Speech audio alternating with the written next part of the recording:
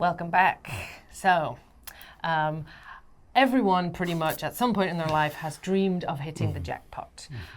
Some, may enjoy a regular dream as they're queuing up every Saturday or whatever it is, whichever day it is, to buy that lottery ticket and indulge in some wild, crazy dreams of the things you would buy.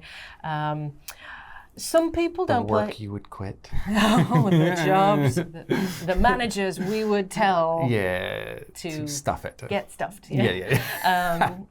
Sorry. Obviously not in our job. Obviously not. Yeah. But some, don't do it regularly. They just, maybe once in a while after maybe they've had a dream. I've heard of pig dreams in Korea. I've heard of dreams of your grandmother coming to visit. Might trigger you into thinking, this is my lucky day. Thanks, Grandma. Yes, I'm still waiting for my grandmother to come and tell me the lottery numbers. Maybe it'll happen one day. But yeah, sometimes people are occasional players, or some people don't play at all. They just like to think about it. I'm sure the windfall of your dreams is a fun fantasy or daydream. So they recently did an interesting piece of research on lottery-related things, and a fact came up from the research that this is, I think, in Korea, only 3 out of 10 people would actually tell anyone if they really did win the lottery. And that includes close family members, that includes partners, that includes children, everybody. 3 in 10 people would keep it entirely to themselves. And, when questioned further on this, they would answer things like mainly fears that if they told people, anyone, even close family members, that this would put them under a lot of pressure to perhaps share their winnings, to, give the winnings to certain causes or make certain investments, and they wouldn't be able to make their own decisions about the money, or that it would be somehow frittered away by close family or friends. So I think some people were quite shocked by this, but I wish they'd given the full report. So 3 out of 10 people said they wouldn't tell anyone, but how many people would tell just their partner? Exactly. Or just a family member, and how many people would go out there and tell everybody in the world and announce it on TV. I wish we'd seen the full spectrum, but it doesn't tell us that much. This recent piece of research was inspired by an uptick in lottery ticket purchases here in Korea. One theory is that post-pandemic, people are perhaps feeling the pinch, also rising energy costs, rising food prices, inflation, and wages remaining kind of stagnant. People perhaps are getting a little bit more desperate, looking for alternative, unlikely solutions like the lottery to solve their financial difficulties. So that's perhaps a sadder part to the article. So let's forget the sad part for now and just enjoy some of the interesting themes of this article. Okay. Can you think of any superstitions that are common in your country? Yes, we might have pretty similar ones, I'm guessing. Okay. Breaking a mirror. Yep, 7 years bad luck, apparently. Correct. Walking under a ladder is, again, bad luck. I don't think it's 7 years, but it is bad luck. That's a really practical one, though, don't you think? You just shouldn't walk under a ladder. What if they drop something on you or you knock the ladder over? I like that. That's not just a superstition. That's good advice. I'm going to build a giant ladder that spans a whole city. So everyone's walking under a ladder. Or just over a road, I guess would be more practical, huh?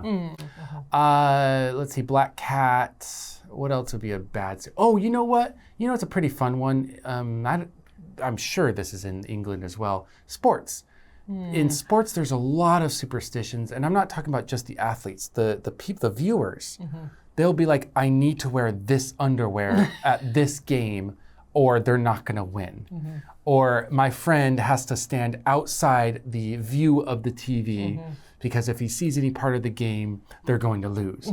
And there's these really specific superstitions, even going to the point of having to touch certain parts of things in the house, spinning around, socks, just really attached to these superstitions for their team to win.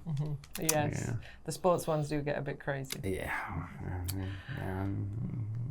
There's some It's not a crazy sports ones article, out yeah. there. There's some crazy ones, yeah. But there's some funny ones as well. Like, I remember my grandmother had a great one. If you spilled salt, if you were putting salt on your food and it went on the table or on the floor, even worse, she had to throw it over her shoulder.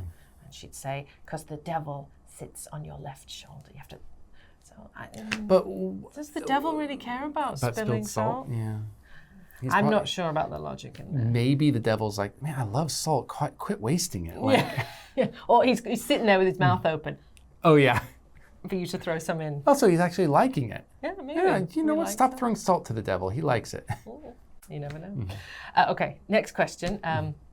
Apart from what's mentioned already in the article, I mentioned pigs and I mentioned seeing your dead grandmother in a dream. Yeah. What other symbols or dream symbols are considered good omens?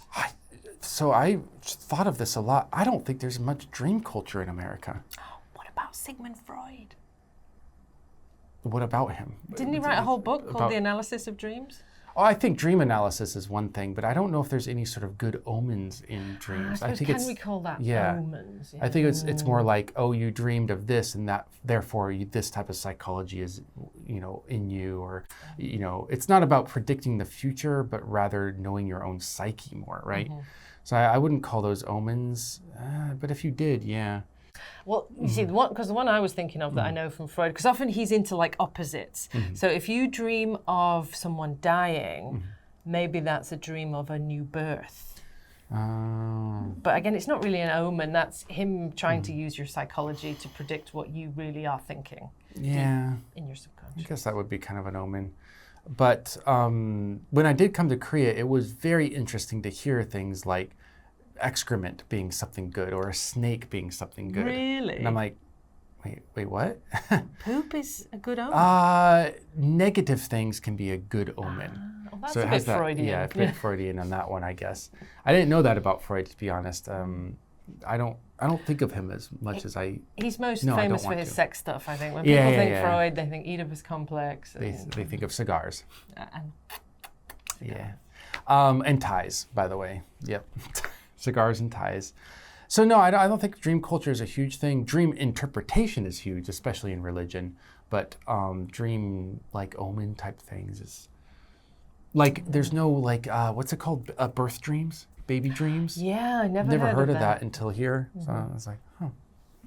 Interesting. Anyway, so just to keep pace with your English as we are discussing interesting topics, check out the vocabulary list. Take some time to take it in, review it, and then hopefully it will stick in your memory. And we can use it in our next article. See you then. Hit the jackpot.